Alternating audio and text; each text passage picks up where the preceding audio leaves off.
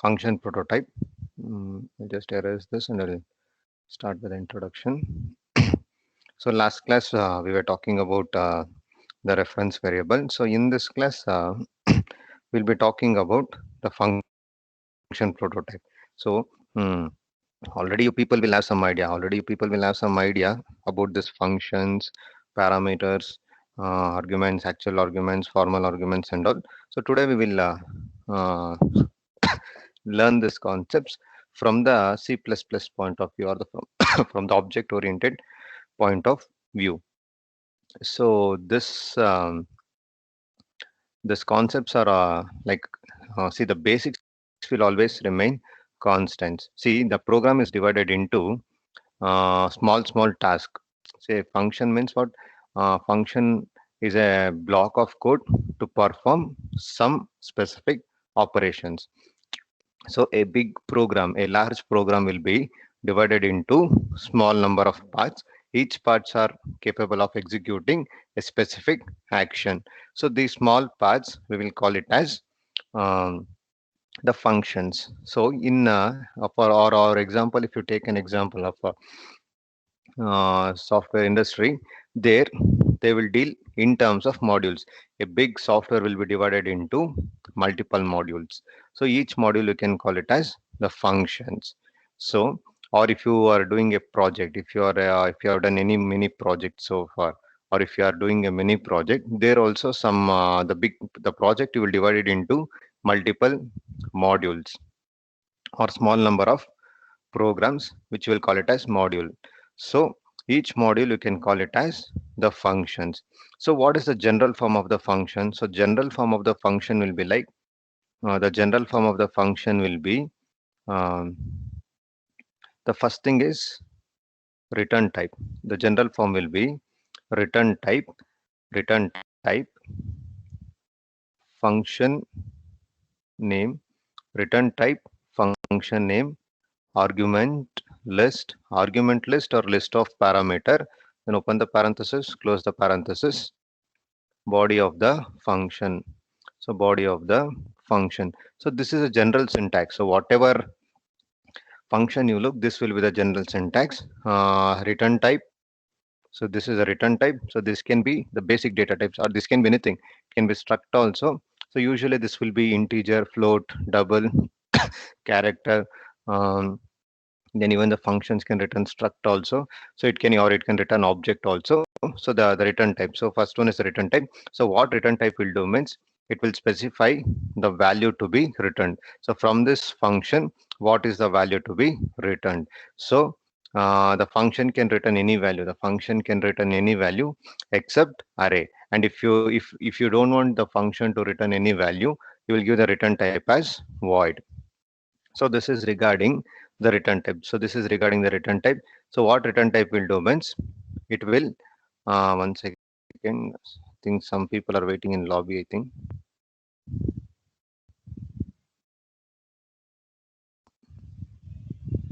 Okay. So, so return type. So this is general format is return type, function name, within the parenthesis argument list, like within the brackets argument list. Then open the parenthesis, close the parenthesis, within the parenthesis body of the function. So what return type will do means it will tell the value to be returned from the function. So it can return any value except array. If it is not returning any value means you can use the function. You can use the return type as void. The next thing is parameter list. So the next thing is parameter list, or we will call it as the argument list. So what this argument list will do means, so it will tell how many arguments are there for this function called function name. So here the arguments are separated by comma. For example, integer a comma integer b comma integer c. See here, this parameter is separated from this parameter through the comma operator. B and C are separated through comma operator. So here the variables, so it will tell how many arguments are there, and each arguments are separated by comma. So after this, the body of the function. See, this body of the function is where the actual logic will be returned. Actual code will be written. So for example, if you are trying to find out the square root of a number, so the logic for that will be written here. If you are if you are trying to find the cube of a number, the logic for that will be written inside the body of a function. Or if you want to check whether a number is prime or not, so the logic will be written inside the body of the function. So this is regarding the general format of the function. So after this, what components are there in the function? See, the first thing is, like in the last class I told you, function will have function declaration. A function will have function declaration, or you can call it as prototype. A function will have function declaration or prototype.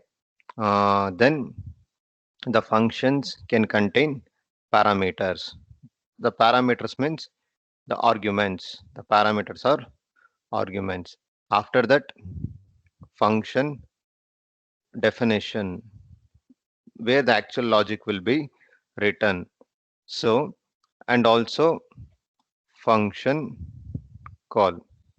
So these are some of the components, and also return type. So these are the components of the function. So this function will have function declaration. Function declaration means I'll tell it in detail. You can call it as function declaration or function prototype. It will have arguments. See here I've written arguments. It will have function definition, means the body or the logic. So here it is done. After that, function calling and return type. So these are the components of the function. So now, what is this function prototype? So we'll go one by one. So what is this function prototype? What is the usage of this function prototype? See, function prototype means um, the function prototype. I'll just explain with an example. For example, integer add integer integer. So last class I was talking about this as function declaration. It will be written after the preprocessor files. So this is function prototype. So it will contain the return type, function name, the list of arguments ended with semicolon. So this is function declaration. So like this is the way you will identify the function declaration. But we'll talk about what is function declaration or what is function prototype. See, it will give some informations to the compiler. See, this function prototype or function declaration will give some information to the compiler. So what are those information means? One thing is, what is the name of this function? What is the name of this function? What is the return type of this function? And how many arguments are there? How many arguments are there? And what are their types? So these informations will be given to the compiler by this function prototype. So what it is giving? It is giving you the name of the function, the return type of the function. I mean the return type, whether it is returning integer data type, float data type, like that. After that, the number of arguments or the number of parameters and the type of arguments. So all these things information will be given by the function prototype. So so why it is done? Why it is done means, whenever the function, whenever the function call, whenever you call the function, the compiler will check the function call with its prototype. So if I'm trying to call one statement inside the main function as add of 5 comma 10, so this is function call, this is function call, this is function call. So whenever I write like this, so the compiler will check the function call with its prototype, so that correct number of arguments, two arguments are used, and also the correct data type. Here also we're using integer data type and integer data type. So this is the importance. So this is the um, importance of function prototype. What function prototype is doing means, it will tell the compiler, here we are using an add function. It is returning an integer data type, and it contains two arguments, and two arguments are of type. What is the type? Integer data type.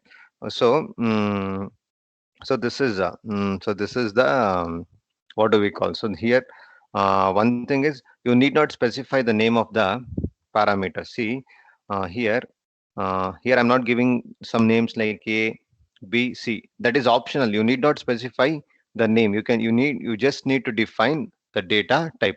So what is the data type of the argument? What is the data type of the um, parameter? So what is function prototype means? It will tell the compiler about the name of the function, return type of the function, um, what are the how many arguments are there, and what are their types.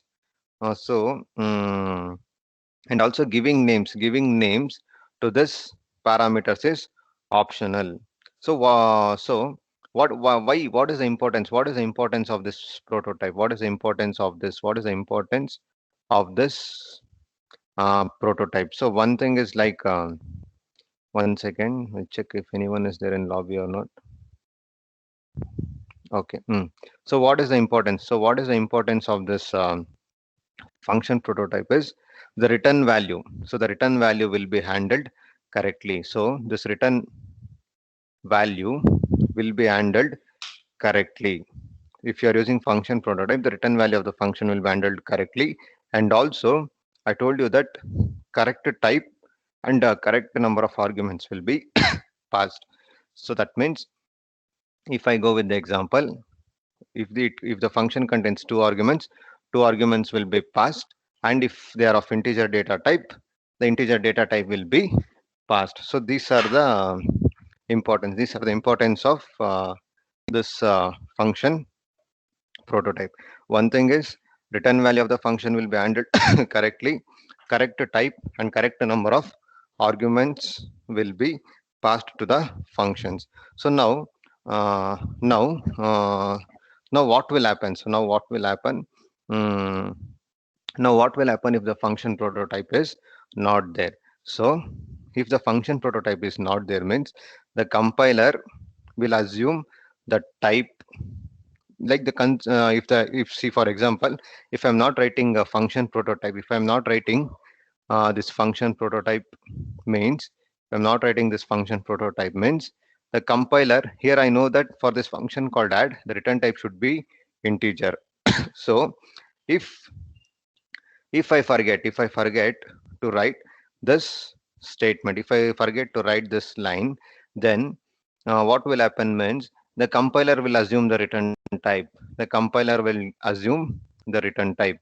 For example, for our function, if you are expecting the return type as integer, the compiler might assume float, or the compiler might assume double, or the compiler might assume character. See, that is what.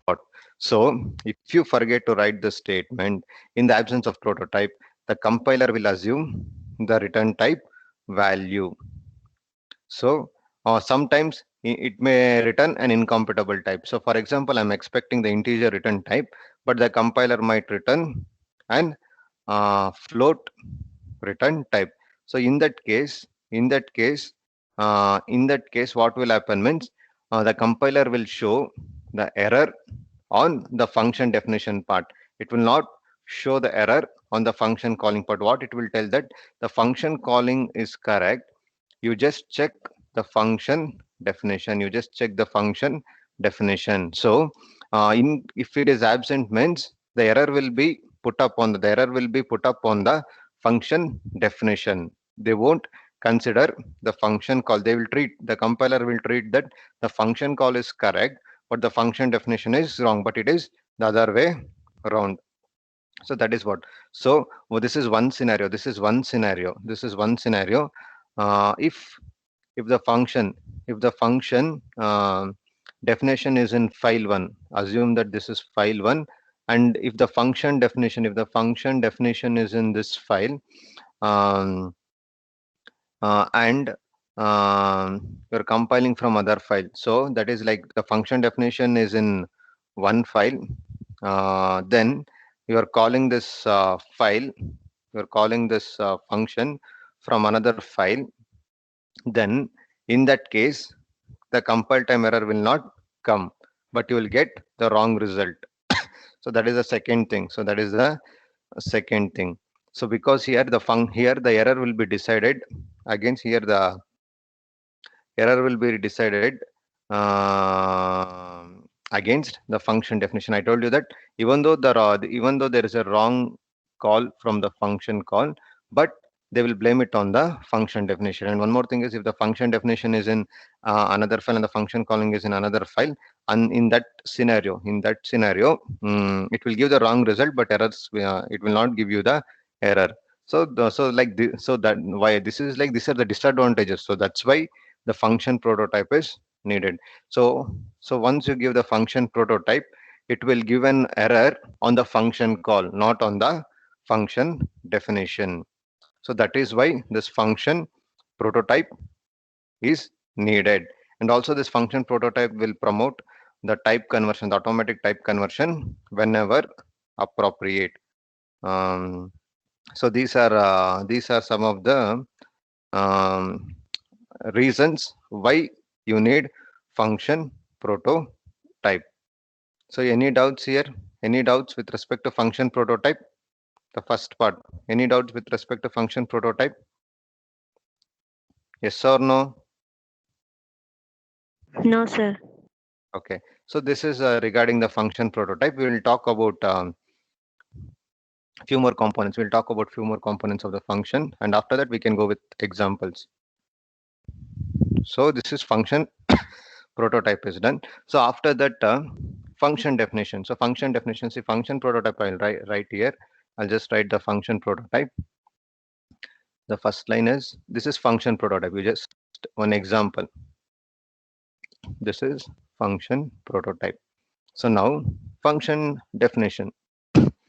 So function definition, it is the one which contains the body of the function. The syntax will remain same, integer, add. Then here you can give the names of the variables, integer a comma integer b. So this will contain the body of the function. This will contain the body of the function. So here I can write the logic, integer c is equal to a plus b. Then return c. So this is an example of function definition. So what this function definition means, the first line of the function definition will be same as the function declaration. You can check that. So this line is same as this line, except that here you are not using semicolon and you are adding the parameters and body of the function is there. So the declaration is same. So here also you know that it will use the same function name, same number of parameters and same return type. The only thing is you're writing logic. For example, this is an add function to add two numbers. So what I'm writing inside the body of the function, I'm just performing the addition of two numbers, that is a and b, and I'm sending the result, and I'm sending the result back to the caller. So this is the usage of function definition. So function definition is the place where the logic will be written. So for example, inside the main function, you might write a logic to perform the addition, the simple arithmetic operation. Simple arithmetic operation means add will be there, subtract will be there, multiplication will be there, then division will be there. So this program is used to perform simple arithmetic operations. So outside somewhere in the function, you will write a function definition called add. What it will do, it will perform addition. You'll write one module called subtract. It will perform logic to perform subtraction. One function definition called multiplication. It will write the logic for multiplication. The same for division also.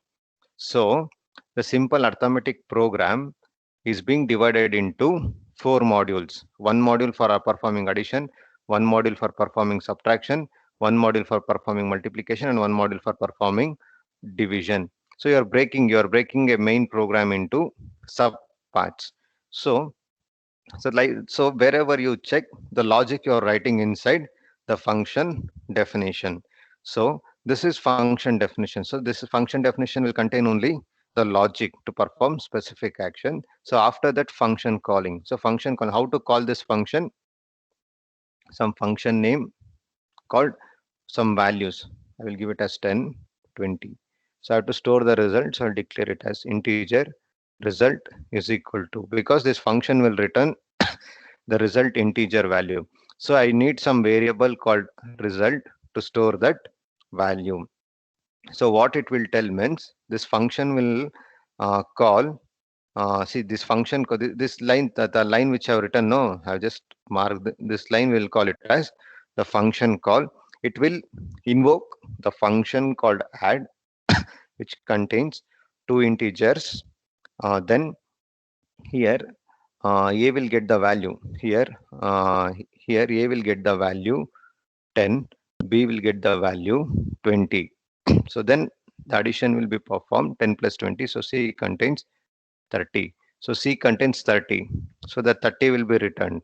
So that 30, the result of this add function is 30. So that 30 will be stored in result variable.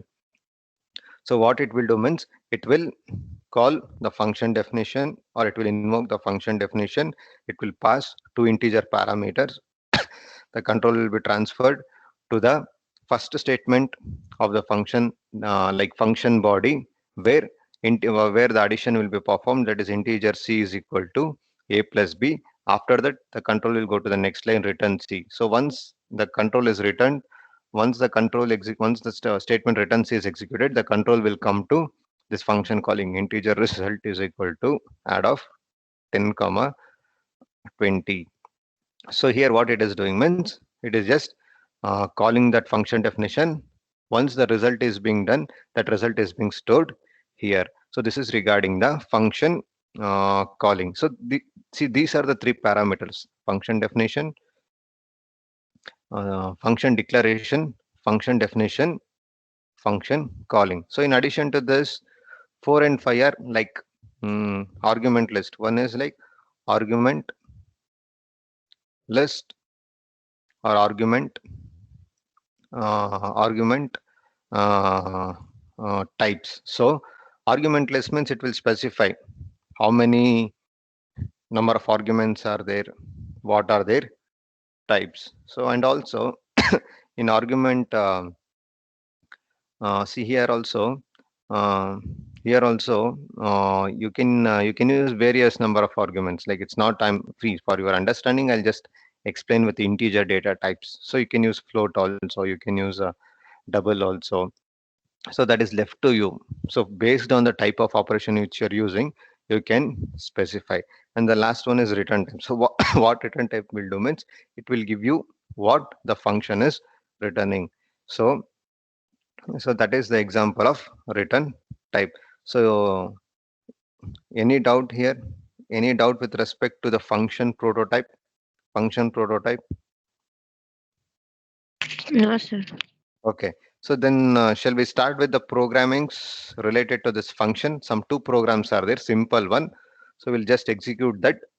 So after that, um, we can proceed with further examples. I think that will be better. So we'll start with that only then, because um, easy. Like theory part, now you know the theory. So if you just execute the practicals, I think you will get a good grip. You will get a good grip on this subject.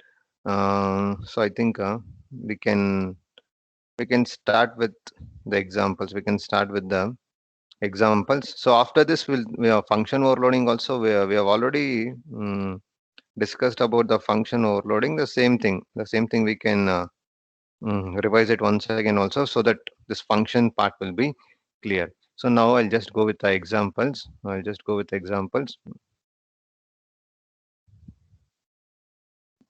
See, I'll just go with one addition example. One example which will cover all the concepts.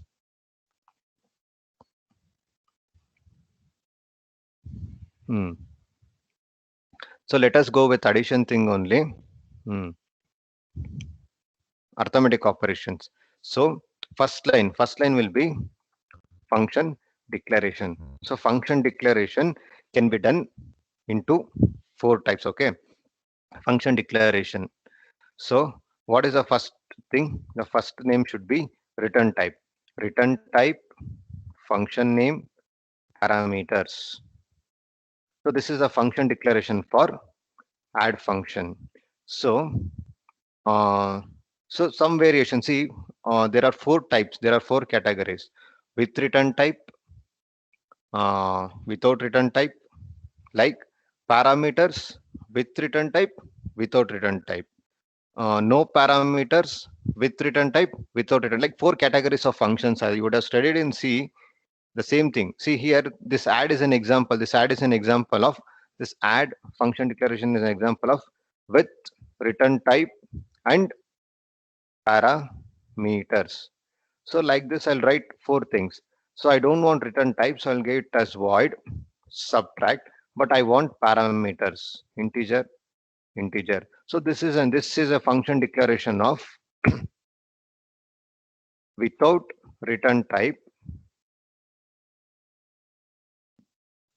and with parameters. See, there are four categories of functions. See, there are four categories of functions. One is some functions will take parameters and it will return the return type. Some functions won't take parameters, but it will return the return types. And and some functions will not take parameters and it will not return any return type also. And some functions will take parameter, but it will not return type. So I'll just write it here. See, functions can be categorized into four parts. Okay, one is some functions. It will take parameters. It will take parameters. In that also two categories: parameters with return type, parameters without return type. One category. Some functions will take return type. Here also it will take return type, but without parameter, with parameter. So with parameter, with return type, one kind. With parameter, without return type, the second one. With return type, without parameter, the third one. And with return type with parameter, fourth one. So four examples are there. So see here, I'm writing this one is with parameter, with parameter, with return type. The second one, parameter is there, return type is not there. For few next one, for next two, it won't take any parameters. It won't take any parameters, but it will give return type. With return type, no parameters, no return type, no parameters. So four categories. So there are four ways of declaring the functions. There are four. These are the four varieties of function declaration of function categories. Any doubt here? Any doubt? See, they're categorizing. That's all. Some combinations. So this is like with return type and no parameters. No parameters. This is the last one. No return type and parameters. Any doubt here? See, these are the four categories. Already you would have studied in C, but I just recap. I'm just revising that. Any doubt here? No, sir. This is regarding the function. This is regarding the function declaration. So next thing is function definition. So function definition. First I'll write add. So add function takes integer. The same. It should be same. The function definition should be same as function declaration. Add can contain variable names. So I'll write it as a comma b. So after that, I'll just write integer c is equal to a plus b. Integer c is equal to a plus b. I want to pass the value return c. Whenever return type is there, the last line should be return. So this is the logic for addition. So the same way. So what is the logic for? So what is the logic should I write for subtraction? So the for subtraction, void sub integer, I can give it as I'll give it as x comma integer y. Then the body of the function. See, one difference between function declaration and function body is here semicolon should be removed. Semicolon should be removed and it should be replaced with the parenthesis. So it has to perform the subtraction z is equal to the first number minus second number x minus y. Then it doesn't return any parameter. It doesn't return any function. So I'll just print the value of z. Subtraction result is the result is stored in variable z. So result is stored in variable z. End line. So this is the logic for subtraction. So after that, what is the logic for division? What is the logic for multiplication? So multiplication, it contains return type.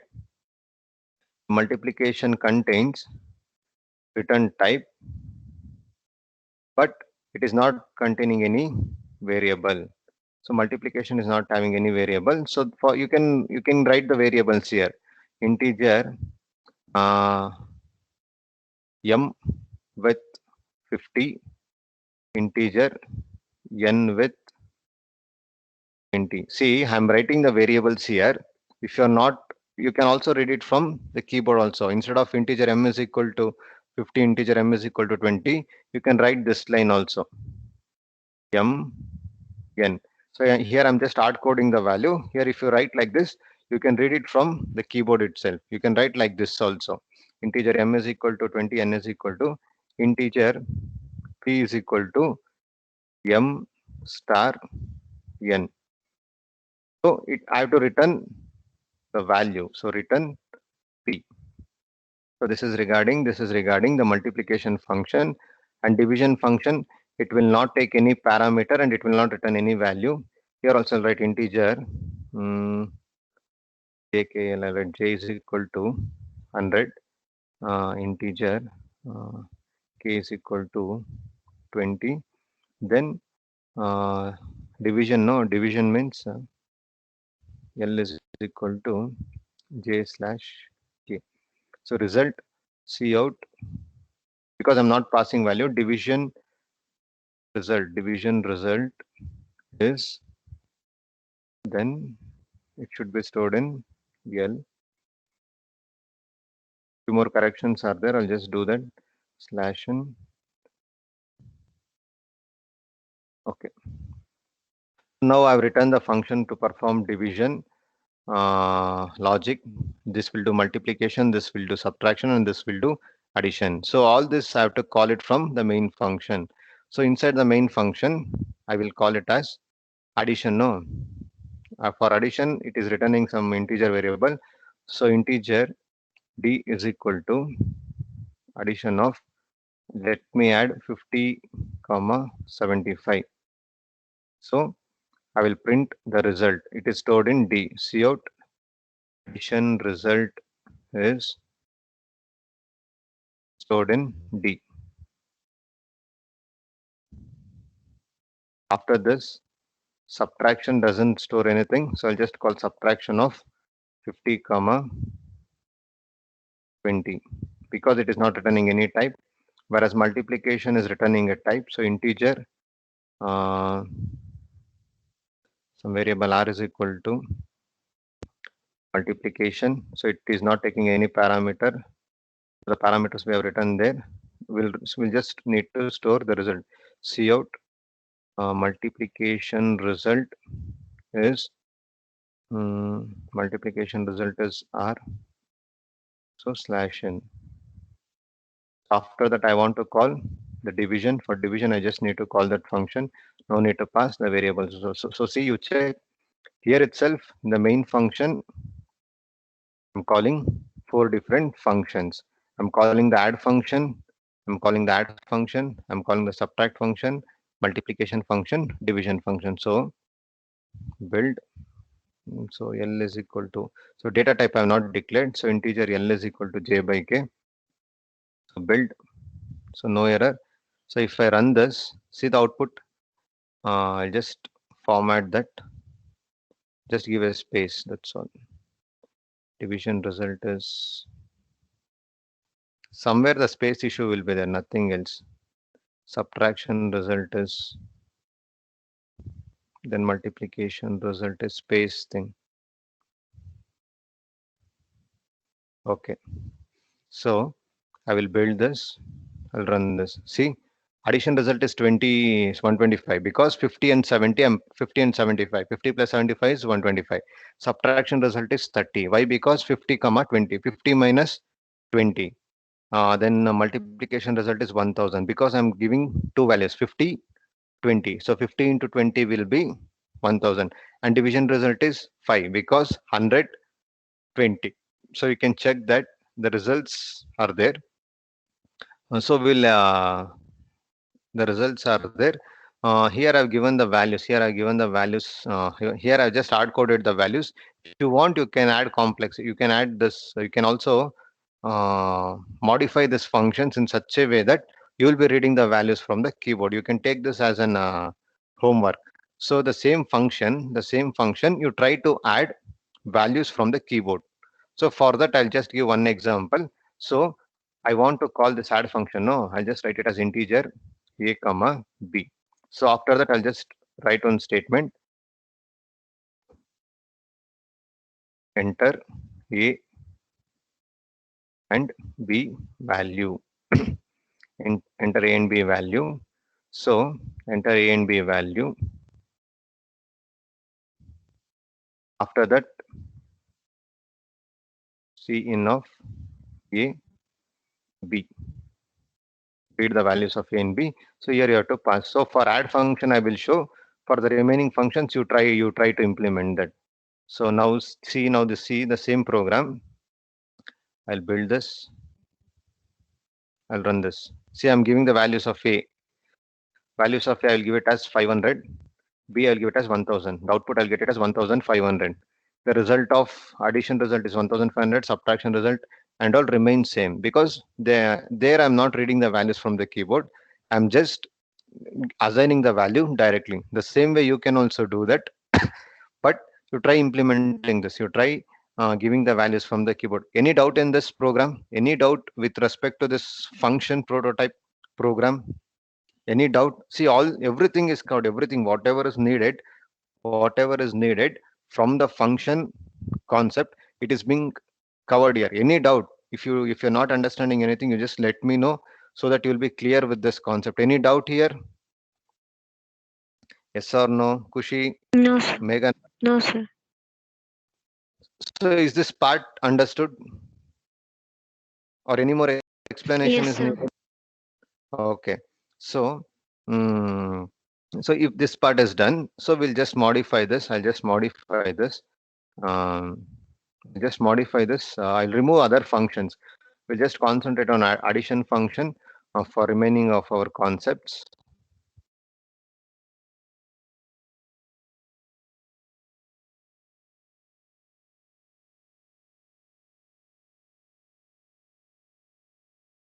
We'll modify this accordingly. So wherever it is needed, as per our concept, we'll modify this accordingly.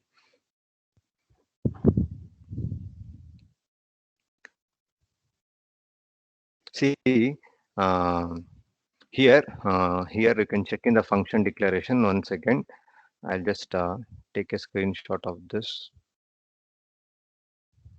Mm. See here, I've written function declaration. No, so here I can give the default values. Here I can give the default values. I can give the default values. So for this function declaration, I can give the default values. Like I can give default values for some arguments. See, for example, I can give default values for this argument. Can give the default value for this argument, or I can give the default value for the entire concept. For example, for these two integers, I can give the default value for the right side parameter, or if I feel like I want to give the default values for all the parameters, I can do that also. So in this C++, you can specify the default values for some parameters, or you can specify default values for all the parameters in a function. So why and when this default value will be used. The first point is you can specify the default values for this function definitions. You can specify the default values for this function definitions. So either you can specify the default values for only few variables or all the variables. That is the next thing. That is few arguments or all the arguments. So when this default values will be used? The first thing is you can assign the default values. You can assign to few arguments or all the arguments. And when this default value will be used? So in function calling, if you're not using any variables in function calling, if you're not passing any value, at that time the default value will be used. So during the function call, if you are not passing any value, then the default value will be used. So if you are passing the values, then default value will not be used. For example, see, is the definitions clear? Is this concept clear? Default value. See, one thing is you can give default values to the arguments in function declaration. You can give default value to few arguments or to all the arguments also. So this default arguments will be used. This default values will be used whenever you are not using any values in the function call. So whenever you are not using any values in the function call, then default value will be used. But if you are using the values in the function call, then it will be used. Then the default value will not be used at all. And one more thing is default values has to be assigned from right hand side. It has to be assigned from right hand side to the left hand side.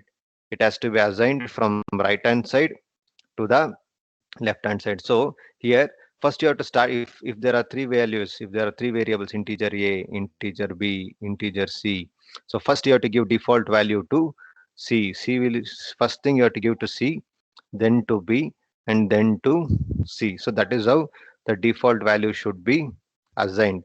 But uh, because you cannot give default value to b, and if you try to miss, it will throw an error. So that is the one thing you should keep in mind. The default values has to be assigned from right hand side to the left hand side. Otherwise, if you're not giving the default value for the right hand side variable, and if you're trying to specify the default value for the left hand side variable, the compiler will throw an error. So let's check this with an example. So the first simple example, the first one will start with this. So we'll perform the addition of three numbers this time. This time we'll perform the addition of three numbers. Okay. So values, I will not read it from the keyboard. We'll just pass the values only, so that it will be easy for you people to remember. So integer, I'll call this as result, a result of addition, a comma b comma c. Then here also integer a comma b comma c is there. No, integer a comma b comma c. Here I'll take it as d is equal to a plus b plus c, return d. Some modification I made modification for this program. So now now we'll start with now we'll start with um, now we'll start with I'll just type the result. C out, C out, C out. Result of addition.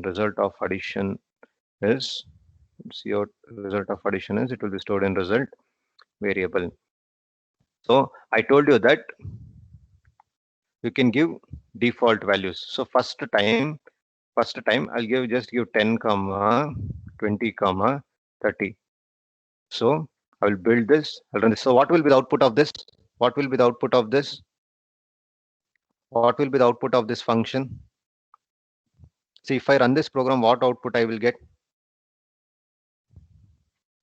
Can anyone answer? So if you are able to answer means it is understood that you are following the classes. Can anyone answer what will be the output of this program? Addition of 10, 20, 30. What will be the output? So unmute and answer.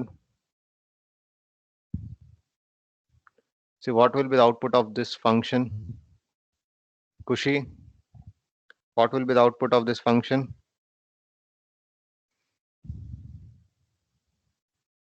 See, someone has to answer. Yes, someone told the right answer. Who told 60? See, the answer for this will be 60. See, it will perform the addition of three numbers 10, 20, 30. So if I run this, I'll get the output as 60. So now I will start giving default values. Now I'll start giving some default values. So instead of 30, the default value will be 50. So instead of 30, the default value will be 50. So in that case, what will happen? I'll build this.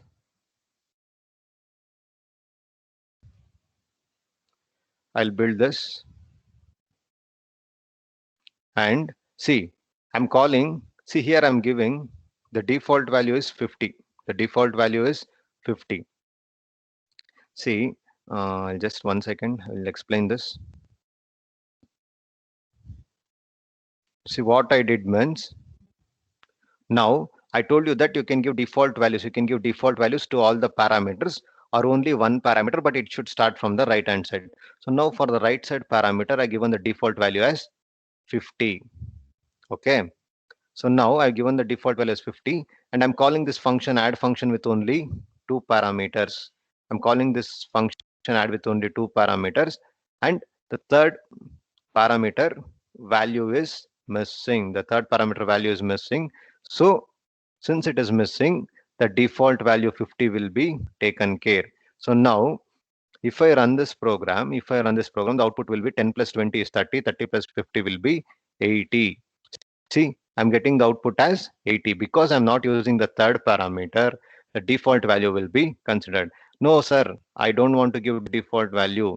So I will give 30 means. So in this case, it will be executed normally. The default value will not be considered. Whatever value you are passing, that will be considered. So build, run. See, result of addition is 60. Okay, but if I don't use this variable, I'll get the output as 80 because C value is missing. So it will take the default value. Similarly, I'll give the default value of second parameter as 150. Okay, 150. So now if I write 10, 20, so now what will happen? If I write 10, 20, the default value for C will be taken and output you will get it as 80. So I'll now take this also. Now result of 10. So now since it doesn't contain any value of B and C, the default value of B is 50 and the default value of third parameter is 50 and the default value of second parameter is 150. These two will be taken. So the addition will be 10 plus 150 plus 50. So the output will be 210. See the output is 210. You're understanding this? Yes or no? You're following this? See, whenever the Yes, sir. value is missing, it will take the default values. Even I can give the default value, of 200. So now I'll call this function with no parameter, with no values only. This add function is not taking any value, so it will take the default value. See, it is getting the output as 400. So I told you that the assignment has to be from the right hand side. So what will happen if I take it from the left hand side? So left hand side and I'll give the value as 10. Now I will get an error because see the compiler doesn't know whether it has to assign this value 10. See, it is taking this value 10 as the first value. So you can check that it is taking the value 10 as the value for the first argument integer a highlighted one. So in that case, but the value C doesn't have any defaulting. So that's why you will get an error. So that's why the assignment should be always from the right hand side to the left hand side, not the other way around. So these are some of the concepts that are related to the default function. So it is always possible for you to assign from right hand side to the left hand side. If you are trying to assign from left hand side to the right hand side, the compiler will throw an error, because in our example the third value is missing. And also see that the default value should always be mentioned. The default value should always be mentioned in the function definition. So if you are trying to write the default values in the function definition, sorry, so the default values should always be mentioned in the function prototype or function declaration. If you are trying to uh, give the default values in the function definition, the compiler will not know that. So remember, in the function prototype, I have to give the default values, because the function definitions will be usually in the other files. So that is a one thing. So always specify the default values in the function prototype or function declaration. Don't specify that in function definition. And also I told you that the function, the default value should be assigned from the right hand side to the left hand side. That is the next thing. And also one thing is like, if you're using function overloading, I'll just explain this. Um, I'll just explain this in the next class. So if you're using function overloading, for example, like here there is one function. So I'm using the function overloading concept, integer add of integer comma integer. So now there will be chance of error. With the example, this example I'll explain the next class. So during the function overloading also, the chances of getting error is more. I will tell that with a suitable programming example. So as of now, any doubts with respect to this default values in function prototype? Any doubts? No, sir. Okay. I will stop the class now. Remaining we'll see in the next classes.